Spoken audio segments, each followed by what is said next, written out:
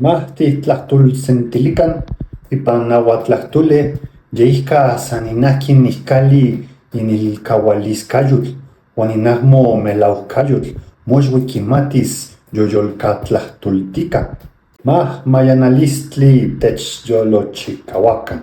Y precisamente el verbo para el día de hoy va a ser el verbo mayana. Apréndanselo. Mayana, que quiere decir tener hambre.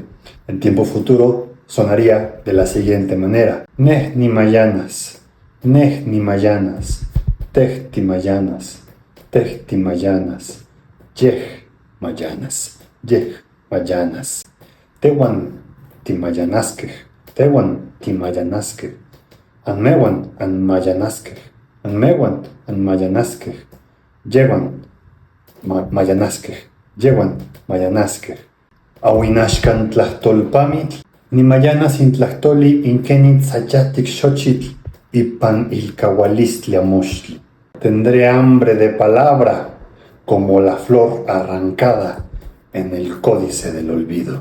I will hunger for words like a flower torn from the codex of oblivion.